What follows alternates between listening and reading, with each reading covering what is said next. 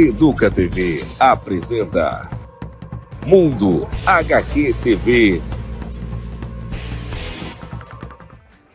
E aí, parceiros da Educa TV, estamos começando mais um Mundo HQ TV, o programa que leva para você todo o universo dos gibis, da cultura pop, geek, nerd, desenho animados. E hoje um pouco diferente, né? Afinal, nós vamos falar do longínquo oeste, o Far West, ou faroeste, bang bang, como você preferir.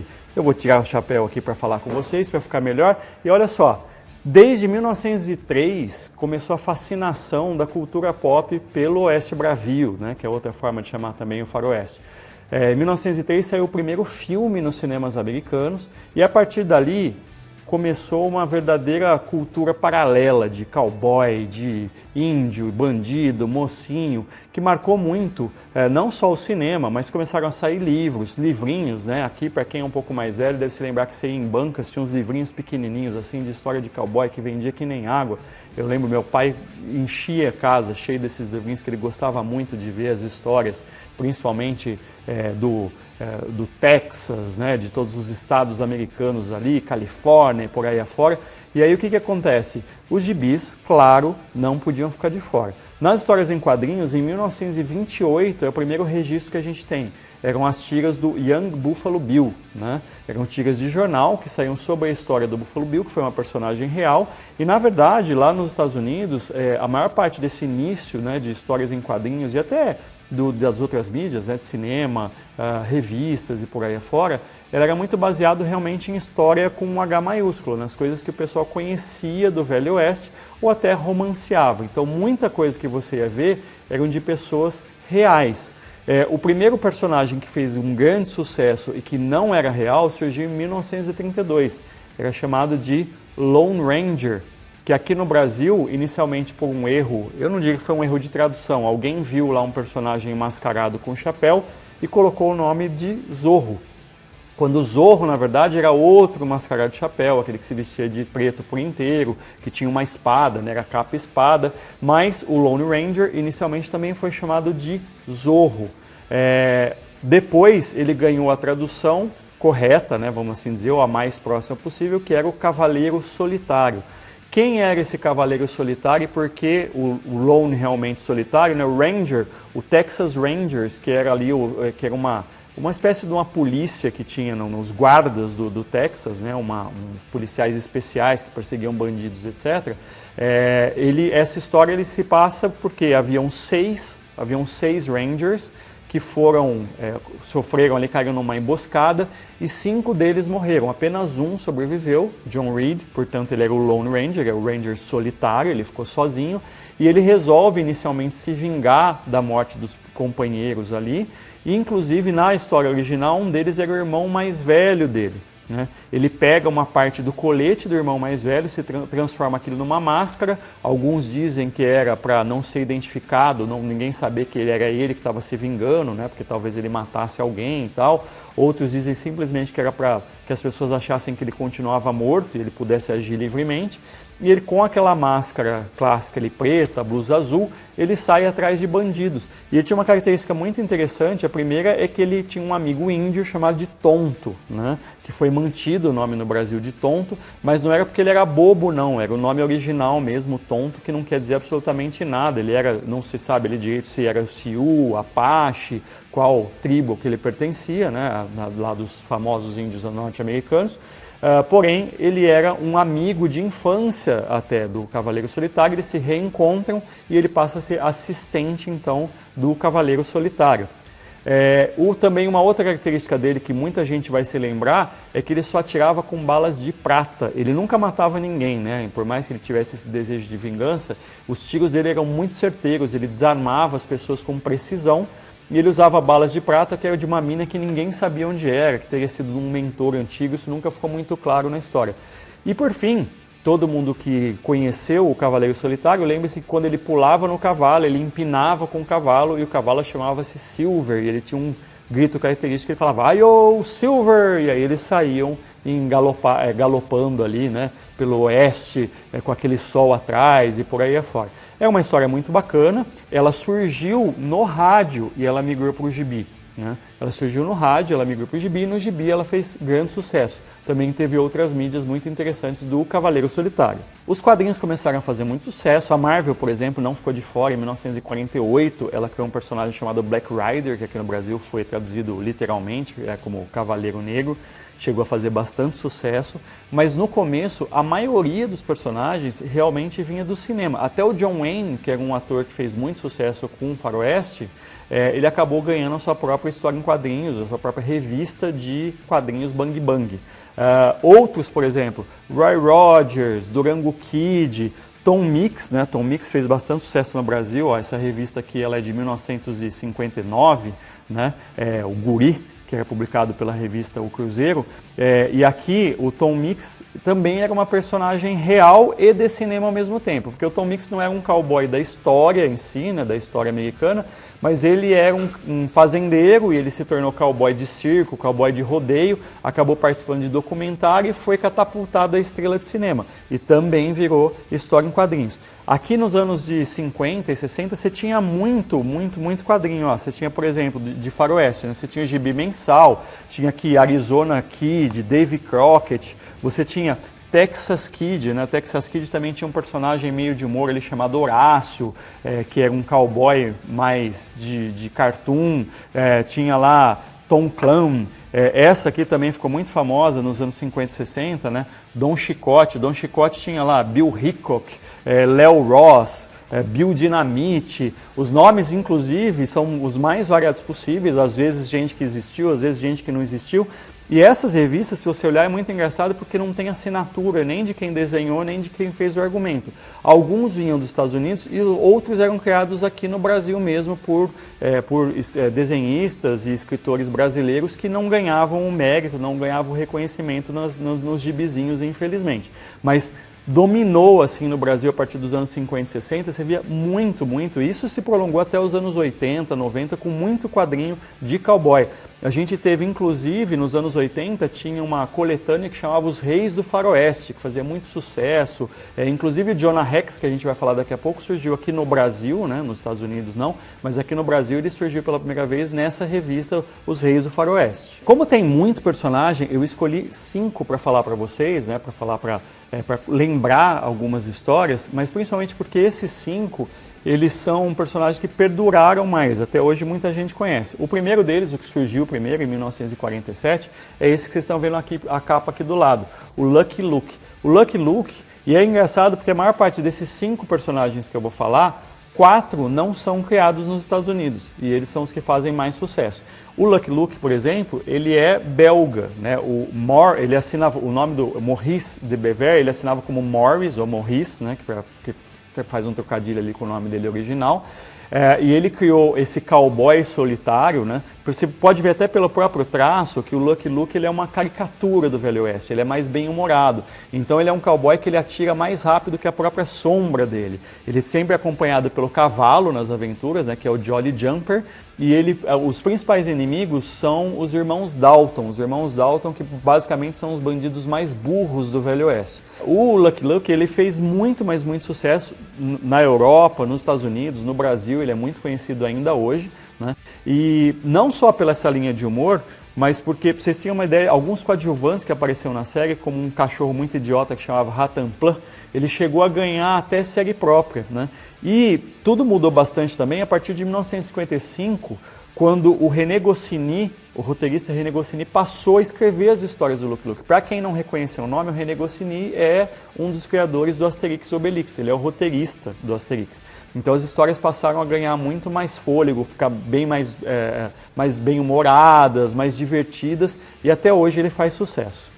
Em 1948, um ano depois do Lucky Luke, também na Europa, mais especificamente na Itália, veio o personagem que é o mais longevo cowboy dos quadrinhos, que é lançado até hoje, e que é esse outro que está aqui na nossa frente, o Tex Wheeler, né? Tex, que também é um Ranger, lembra que a gente falou lá do Lone Ranger, do Cavaleiro Solitário? O Tex também é um Ranger. E o Tex, ele, apesar de ser criado por italianos, ele ficou muito adorado por fãs em todos os lugares, inclusive nos Estados Unidos. Ele era um típico cowboy, né, justiceiro, e ele andava ao lado dele, estava sempre um amigo mais velho dele, chamado Kit Carson, que ele chamava carinhosamente de velha cascavel e outros adjetivos do gênero, né?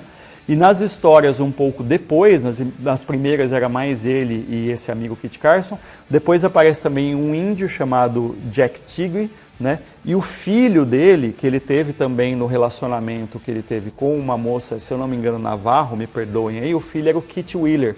Uma característica muito forte do Tex é que o Tex é aquele cowboy perfeito mesmo, ele nunca perdia, os tiros dele eram perfeitos, raramente você tem uma história em que os amigos até às vezes são presos ou levam uma pancada, ele dificilmente alguém bate nele ou ele passa por algum revés. Ele realmente é aquele cowboy durão, com um senso de justiça muito grande. E aqui no Brasil, ele só foi surgir em 1971, mas ele tem uma legião de fãs enormes no Brasil. E uma outra curiosidade é que o Tex passou aqui por Campinas. Como assim passou aqui por Campinas? Aqui em Campinas tinha um desenhista, né, infelizmente falecido em 2013, o Dag Lemos, que eu conheci pessoalmente inclusive, que ele chegou a desenhar várias histórias do Tex. O Dag Lemos ele também desenhou para os estúdios Hanna-Barbera. Para quem se lembrar daquele desenho Falcão Azul e Bionicão, ele fez quadrinhos dessa dupla aí também quando a Hanna-Barbera tinha as HQs dos personagens deles aqui no Brasil. O Dag Lemos era um cara muito bacana, ele tinha um estúdio de arte ali no Jardim dos Oliveiras, e ele era, inclusive assim, uma vez ele me convidou para fazer um roteiro para ele, só que o estilo dele era assim, ele dava para você as páginas já desenhadas e falou, faz os balões aí, Ou seja, ele já criava a história para você inserir as falas, né? Então o roteiro também praticamente era dele, o que você fazia era mais ou menos ajustar para ele. Mas era um cara muito bacana e que vale a pena ser reverenciado sempre. Os outros personagens que eu vou falar para vocês, em 1963 foi criado também lá na Europa, né, dessa vez por um belga chamado Jean-Michel Charlier e um francês que é mais conhecido por todos como Moebius, né, que é um grande quadrinista de fantasia. Eles criaram o Tenente Blueberry. O Tenente Blueberry, ele era um cara da cavalaria dos Estados Unidos e ele era muito obstinado, cabeça dura e sempre em busca de justiça.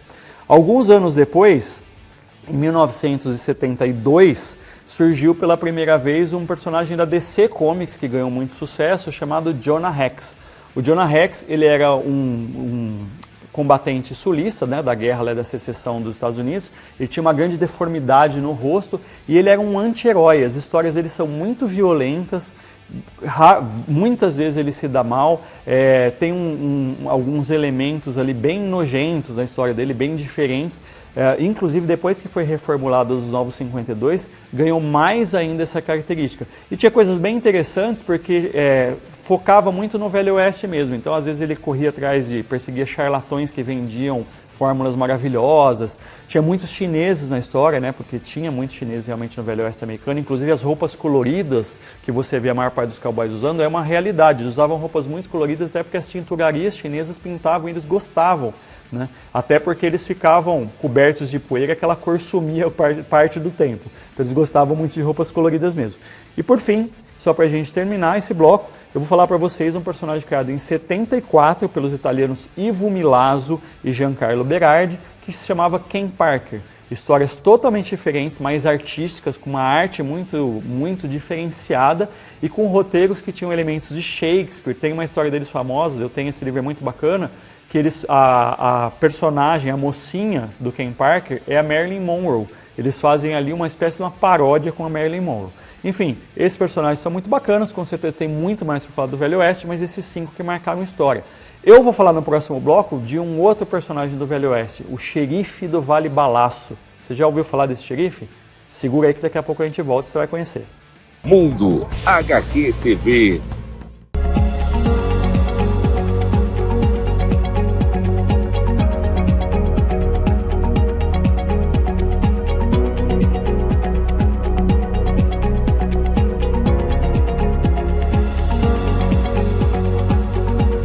Educa Acontece, as notícias sobre educação.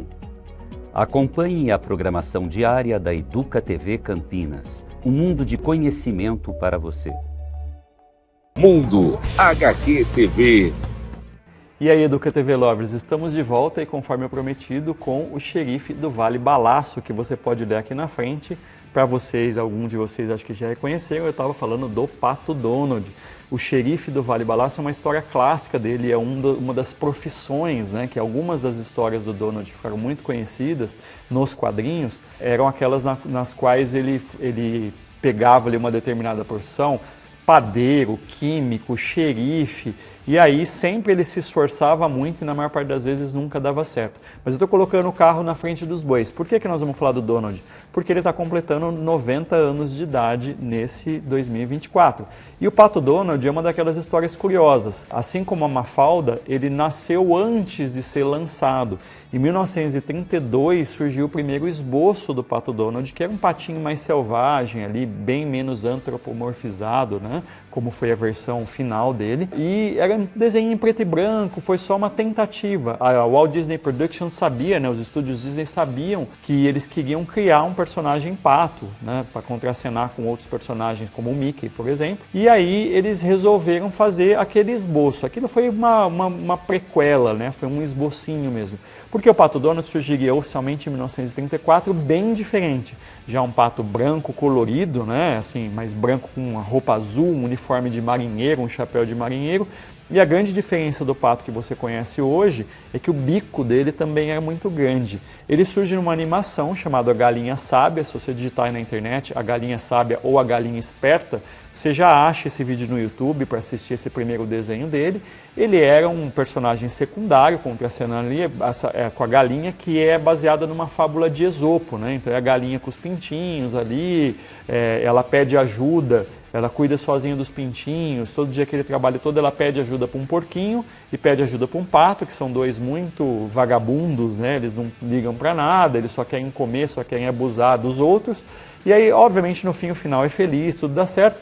Mas o pato chamou muita atenção naquele desenho, tanto que no mesmo ano ele já voltaria a aparecer num outro desenho da Disney, né? E nesse segundo desenho, de 1934 também, ele já tem a primeira explosão de raiva, que é uma grande característica dele nos desenhos animados. Foi só 3 anos depois da estreia nos desenhos animados que o Pato Donald foi para outra mídia, que são as histórias em quadrinhos. Inicialmente foram em tiras, né? Quem desenhava eles nas tiras era o Al Talafiero, e até porque as tiras de quadrinho, né, tem que ter aquele espaço definido, a primeira coisa que o Talafiero fez foi mudar o bico dele. Então aquele bico grandão foi mudado e passou a ser esse bico tradicional que a gente vê hoje, até hoje no Pato Donald, né? Saiu aquele bicão imenso das primeiras histórias, nos desenhos animados, e nas páginas do jornal virou um bico, vamos dizer assim, mais contido. E aí, na sequência, ele já foi para as histórias em quadrinhos.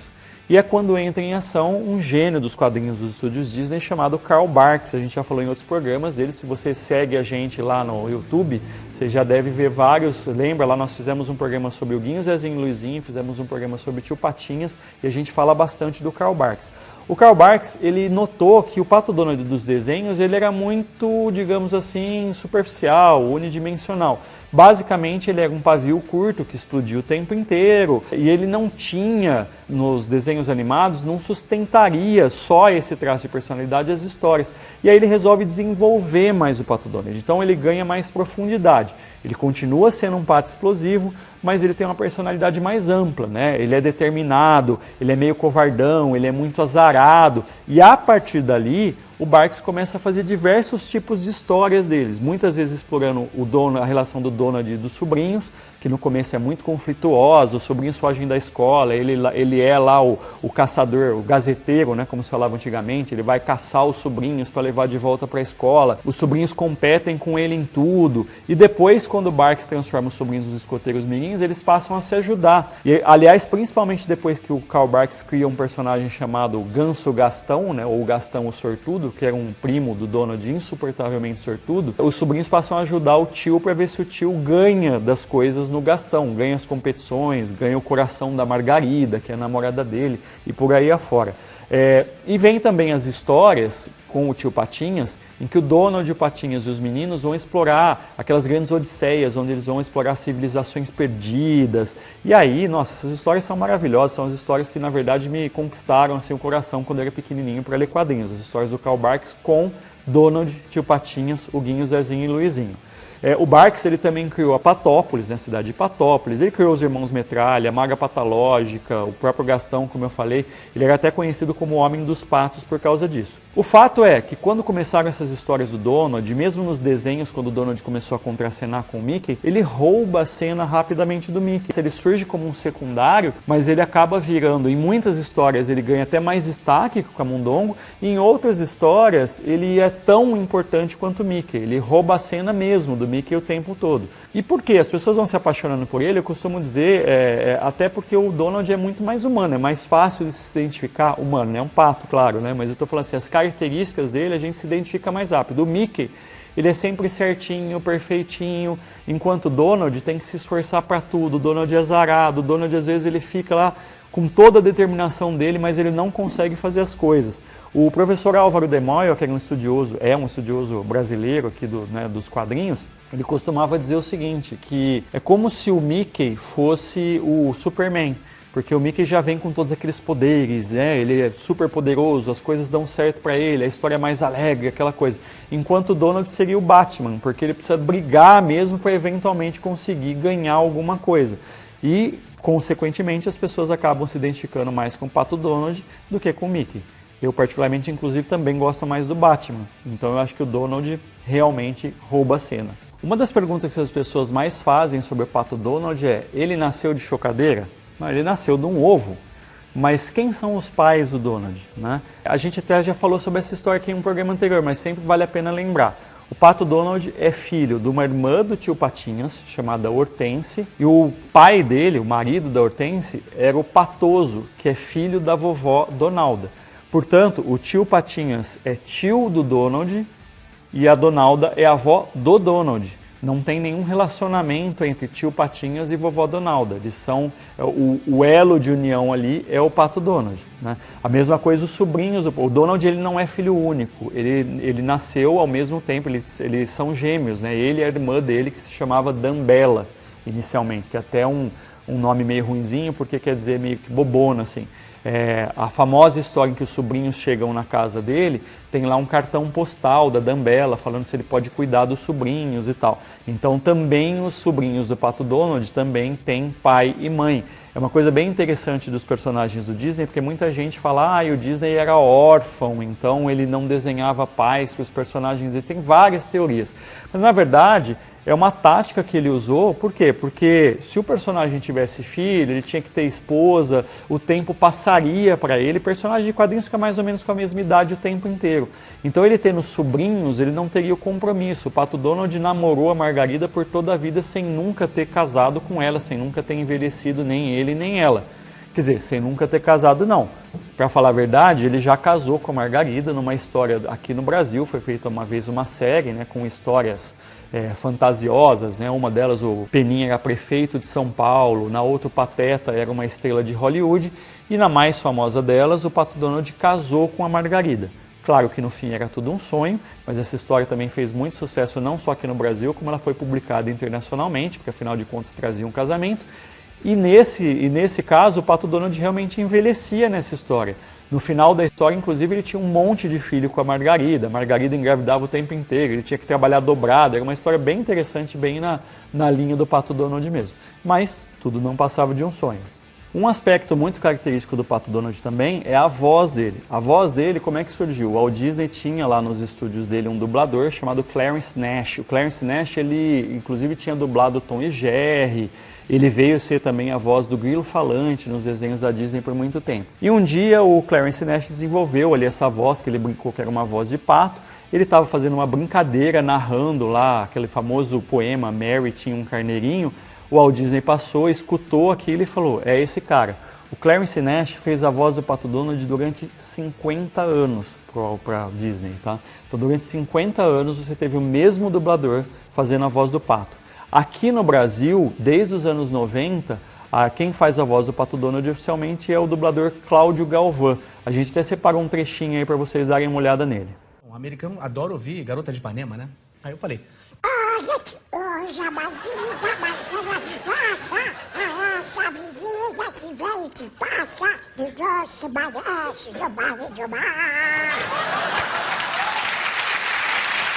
Outra curiosidade que eu gosto muito de falar sobre o Pato Donald é que ele tem um alter ego super heróico, né? Essa história é bem interessante. O Pato Donald, na verdade, é o super pato.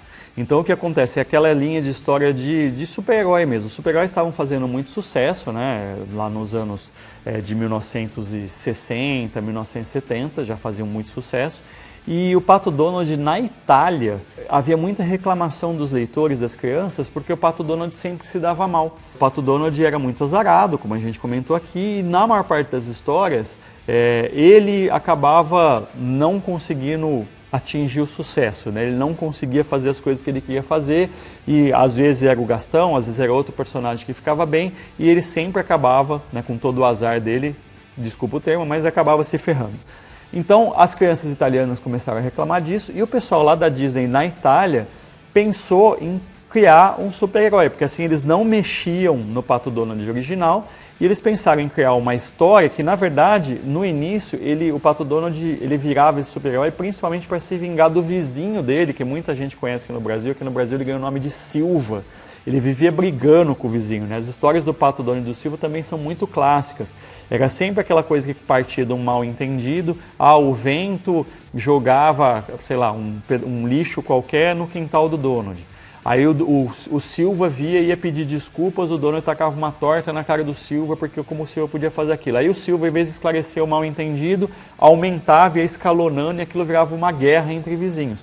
E nas primeiras histórias, a ideia dos italianos foi que ele usasse esse alter ego dele para se vingar do Silva. Mas rapidamente isso evoluiu para uma versão super-herói. O Donald começou escondido, né, com as habilidades de super pato, muita coisa do uniforme dele desenvolvido pelo professor Pardal, inclusive, ele começou a prender bandidos, os próprios irmãos Metralha às vezes, começou a agir como um super-herói. E a ideia, inclusive o nome original dele é Papegnic. Por que Papegnic? Porque existia um herói na Itália que fazia muito sucesso, que era o Diabolik. E é muito engraçado porque em outros países ele vai ganhando esses nomes, né? Ele vai ganhando esses nomes de acordo com heróis locais. Por exemplo, nos Estados Unidos mesmo, ele chama Duck Avenger, né? Então, dos Avengers, né? Dos Vingadores. Então, ele é o Vingador Pato. Aqui no Brasil é Super Pato porque super, né, todo herói era identificado como super-herói. Porque ele se assemelha mais, se você for ver, o Super Pato é mais um Batman do que um Superman.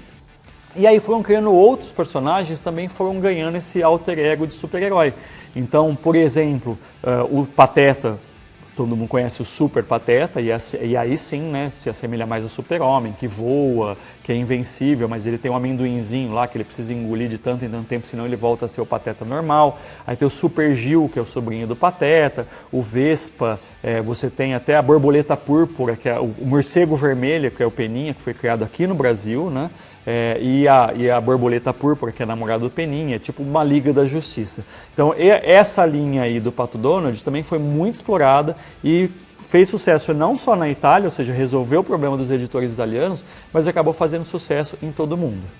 Às vezes a gente fala alguns nomes aqui que você vai ver um pouco de diferença. Por exemplo, a Suzy aqui da Gibiteca me falou assim, você falou no primeiro bloco de hoje, eu falei o Tenente Blueberry, mas ela foi corrigida por uma moça que trabalha na Aliança Francesa que diz que é Blueberry, porque ele foi criado na França, e na França não é Blueberry, se fala com sotaque francês.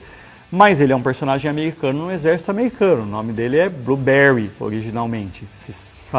Ele é original Blueberry porque foi criado na França e as pessoas francesas falavam Blueberry, mas o nome é americano, Blueberry.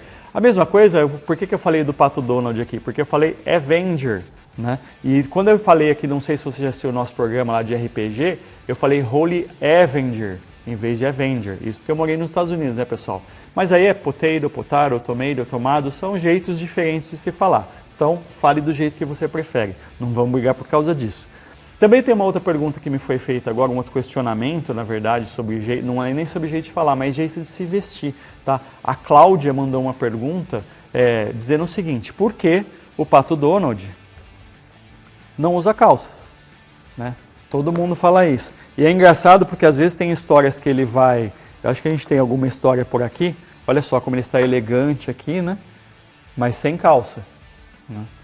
E tem algumas histórias, por exemplo, quando ele vai mergulhar na água, que aí ele se veste de mergulhador. Tem história que ele vai na praia, aí ele põe um maiô de corpo inteiro. Quer dizer, ele vive pelado da cintura para baixo, mas quando ele está em algumas situações ele põe calça. Existe uma explicação para isso?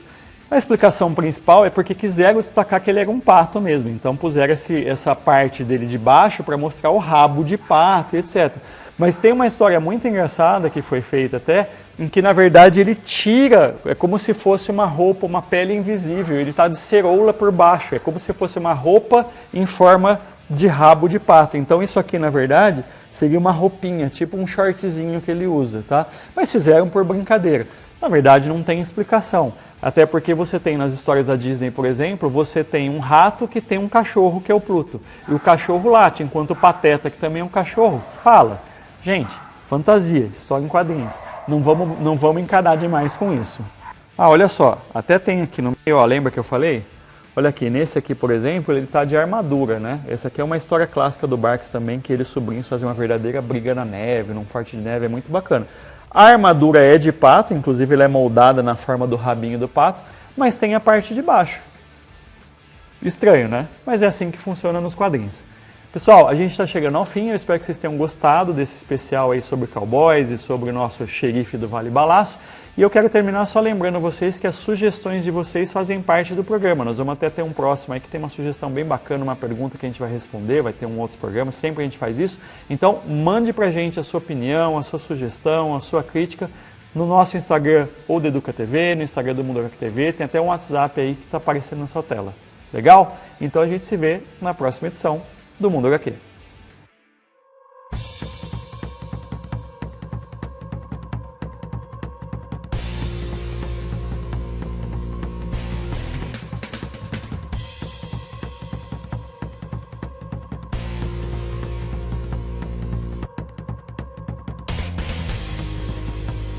Educa TV apresenta Mundo HQ TV. Prefeitura de Campinas, Secretaria de Educação, Produtora Rio Brasil Digital. Educa TV Campinas, um mundo de conhecimento para você.